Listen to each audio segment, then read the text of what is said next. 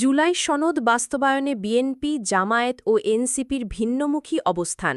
তবে সনদ বাস্তবায়নের রূপরেখা নিয়ে বড় তিন রাজনৈতিক শক্তি বিএনপি, জামায়াত ও জাতীয় নাগরিক পার্টির এনসিপির মধ্যে স্পষ্ট ভিন্নমুখী অবস্থান পরিলক্ষিত হচ্ছে। এই তিনটি দলের কেউ সনদ বাস্তবায়নে গণভোট, কেউ বা গণপরিষদ গঠন চায়। অন্যদিকে এই দুটি পন্থাকে সাংবিধানিক কূ মনে করে বিএনপি। জুলাই সনদ বাস্তবায়নের রূপরেখা নিয়ে কমিশনে ৩ পৃষ্ঠার মতামত দিয়েছে বিএনপি। দলটির মহাসচিব মির্জা ফখরুল ইসলাম আলমগীর স্বাক্ষরিত মতামতে উল্লেখ করা হয়, বিদ্যমান সংবিধানের অধীনে গঠিত সরকার রাষ্ট্রীয় ক্ষমতা ব্যবহার করে বিদ্যমান সংবিধানের স্থলে নতুন সাংবিধানিক ব্যবস্থা প্রবর্তন করলে সেটি বিপ্লব নয়, বরং কূ হিসেবে গণ্য হয়।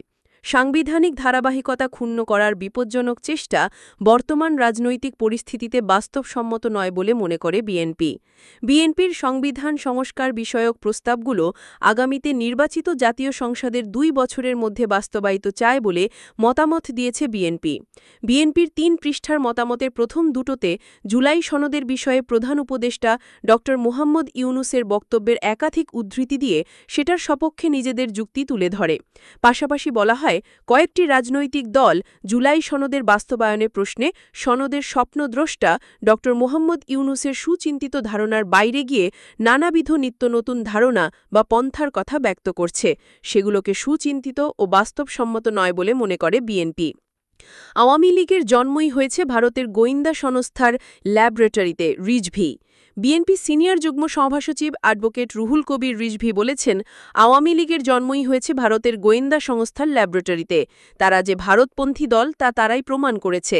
তিনি বলেন, হাসিনা আমাদের সম্পর্কে বলত যে আমরা পাকিস্তানপন্থী দল, কিন্তু আমরা বাংলাদেশপন্থী দল। 16 বছর গুণ, খুন, হামলা, মামলার শিকার হয়েও আমরা দেশ ছেড়ে পালাইনি, বরং পালিয়ে গিয়ে আওয়ামী লীগই প্রমাণ করেছে তারা ভারতপন্থী দল। আসলে আওয়ামী লীগের জন্মই হয়েছে ভারতের গোয়েন্দা সংস্থার ল্যাবরেটরিতে। শুক্রবার 5ই সেপ্টেম্বর বিএনপির 47তম প্রতিষ্ঠা বার্ষিকী উপলক্ষে বগুড়ায় আয়োজিত আলোচনা সভায় প্রধান অতিথির বক্তব্যে বিএনপি সিনিয়র যুগ্ম সহসচিব এসব কথা বলেন। রুহুল কবির রিজভি বলেন, জুলাইয়ে ছাত্র জনতার আন্দোলনে প্রধান অবদান ছিল তারেক রহমানের। তিনি দূর থেকে প্রযুক্তির মাধ্যমে গোটা জাতিকে ঐক্যবদ্ধ করেছিলেন। এর ফলেই স্বৈরাচারী হাসিনার পতন ঘটে। ডাকসু নির্বাচনের প্রসঙ্গ টেনে অভিযোগ করেন, ছাত্র শিবিরের প্যানেলের জিএস প্রার্থী আগে ছাত্রলীগের পদধারী ছিলেন। ভিপি পদপ্রার্থীও ছাত্রলীগের সঙ্গে সম্পৃক্ত ছিলেন বলে ফাহিমা জানিয়েছিলেন। এর জেরে ফাহিমা সাইবার বুলিং ও নানা হুমকির শিকার হয়েছেন।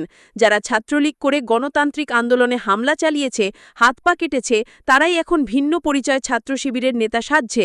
তারা কিভাবে সাধারণ ছাত্রের ভোট পাবে আমি জানি না। সভায় সভাপতিত্ব করেন জেলা বিএনপির সভাপতি রেজাউল করিম বাদশা। বিশেষ অতিথি ছিলেন বিএনপি চেয়ারপারসনের উপদেষ্টা অ্যাডভোকেট এ.কে.এম. মাহবুব রহমান ও হেলালো কামান তালুকদার লালু। বক্তব্য দেন জাতীয় নির্বাহী কমিটির সদস্য আলী আসগর তালুকদার হেনা, জয়নাল আবেদিন চান, সাবেক এমপি কাজী রফিকুল ইসলাম, মাহফুজুল ইসলাম, মাহমুদুর রহমান সুমন, ডাক্তার নূর হাবিব ও জেলা বিএনপির সাধারণ সম্পাদক মোশাররফ হোসেন।